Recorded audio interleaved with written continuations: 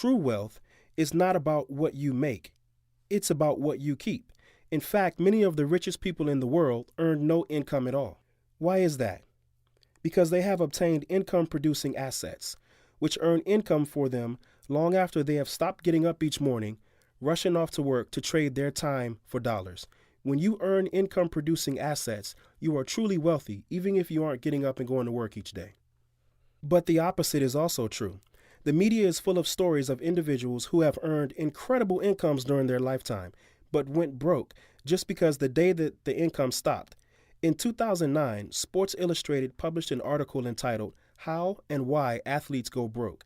That article told us that 78% of NFL athletes are broke or bankrupt within 2 years of leaving the National Football League. How can this be? The minimum salary for a rookie entering the NFL is $310,000. The salary just increases from there. In the second year, the minimum is $460,000. So how would these players ever manage to run out of money? The answer is amazingly simple. No financial education and no income producing assets. The result?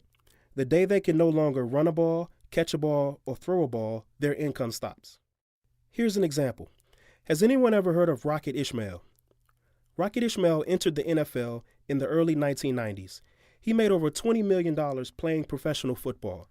He spent his money on lavish homes, vacation, failed businesses, and keeping his friends and family on his personal payroll to the tune of $60,000 a month. Rocket Ismail retired from the NFL in 2002 and was dead broke by 2006. But he's not alone. Deuce McAllister, bankruptcy in 2009. Mark Brunell lost his home to foreclosure in 2010. My personal favorite, Travis Henry. Travis Henry made over $60 million during his time in the NFL, but was thrown in jail in 2009 because he couldn't pay his child support. I don't put this information up here to make fun of these guys. I put this here to make the point. And the point is, it's not how much you earn, but how much you keep, save, and invest. When I sit down with a new client, I advise them to look for 4 important features when considering any investment. You should look for safety, liquidity, positive rate of return, and tax-free income. Any investment that lacks any of these 4 things is not a good place to invest my money, and it's not a good place to invest yours. But how do most Americans save and invest their hard-earned dollars? Most Americans store their primary wealth in 3 places. The first is bank products, such as CDs or money market accounts. The second is qualified retirement accounts, such as 401ks and IRAs. The third is home equity. I will show you that neither bank products, qualified plans, nor home equity are the best place to accumulate your family's wealth. Most people encounter IRA and 401k products via their workplace. The main problem with accumulating resources in these products is that they are not safe, and they are heavily taxed when you withdraw your money in your later years. I'm sure I don't have to convince you of the potential danger of investing your money in the stock market. Most of us are probably aware of the fact that millions of Americans saw their retirement accounts go from 401ks to 201ks during the Great Recession. The issue of taxation, however, is something that most Americans really don't understand. I don't have time to go into great detail here, but the point is that you will owe much more in taxes when you're ready to withdraw the money than you ever saved while you were contributing to that 401k or IRA. Many Americans also hold their wealth in the form of home equity. Home equity is not a safe place to store your wealth either. Home equity is what your home is worth minus the mortgage you have on the property. But what happens to your home when the local real estate market declines? In that environment, the home loses value, regardless of how nice your house might be. Home equity is also not liquid. If you lose your job, become disabled, or suffer damage to your credit rating, it becomes difficult, if not impossible, to access that home equity because banks only lend money to those who really don't need it. So when you need that money most, your banker may just deny your loan. Finally, equity also pays no rate of return.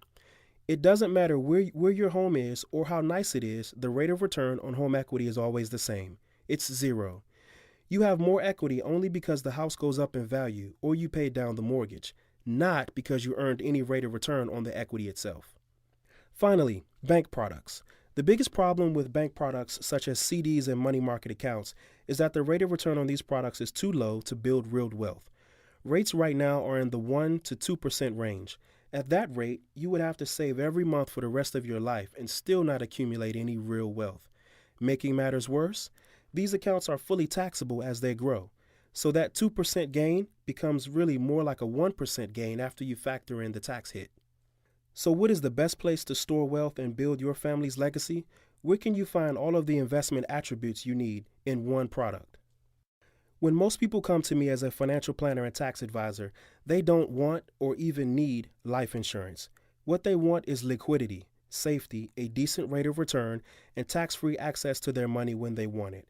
After I show them several options, most of my clients do exactly what I do with my money. They choose a properly structured, investment-grade life insurance contract designed to provide them with safety, liquidity, rate of return, and tax-free access to their money when they need it. Many of my clients choose to pull money out of their IRA or 401k to invest in the indexed universal life insurance contract. Or they may simply stop contributing to their IRA or 401k and invest in the life policy instead. Some will choose to invest in the indexed universal life contract by moving their money from home equity and into the IUL. Some simply decide to invest on a monthly basis from their checking or savings accounts. Regardless of how the product is funded, most of my clients feel that it is the best wealth creation tool they have ever seen and wish they had gotten involved sooner.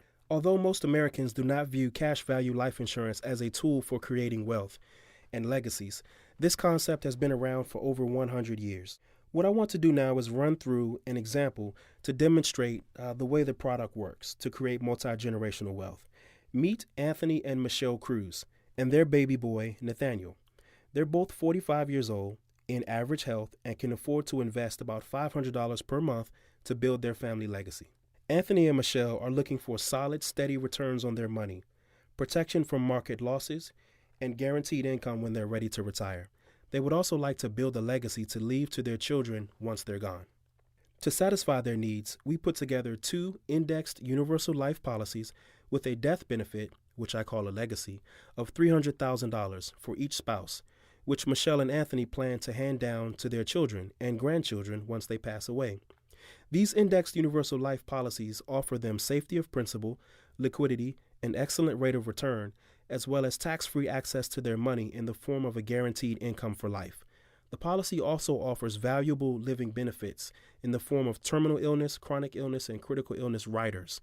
These riders provide coverage for the family in the event that they become injured, ill, involved in an accident, suffer a heart attack, stroke, diagnosis of cancer, etc. 1 year after the policy is issued, Nathaniel suffers a heart attack, but does not pass away. The family takes $65,000 out of his legacy, or face amount. Note, even though Anthony has only paid in about $6,000 into the policy, he is able to access the full $65,000 because he suffered a heart attack. With that $65,000, Anthony and Michelle pay some medical bills. They make a down payment on a new home, and because they see the value in the Indexed Universal Life policy, they invest $25,000 in an Indexed Universal Life policy for their son Nathaniel. When Nathaniel was ready to go off to college, Anthony and Michelle used the cash value in their policies to help fund his education. They access $5,000 per year for 4 years to cover the cost of meals, books, room and board, etc. At the age of 65, the couple is finally ready to retire. They have a combined cash value of $500,000. They are able to enjoy a guaranteed, tax-free income of $50,000 per year, every year for the rest of their lives. Now, the average American has less than $60,000 saved for retirement. This couple has nearly 10 times that amount. Additionally, their income will be paid to them on a tax-free basis. This means that their retirement dollars will go much farther for them and last much longer. 20 years into their retirement, Anthony is diagnosed with congestive heart failure and is said to have 2 years or less to live. Because he is diagnosed with a terminal illness, he can access a portion of his legacy while he is still alive.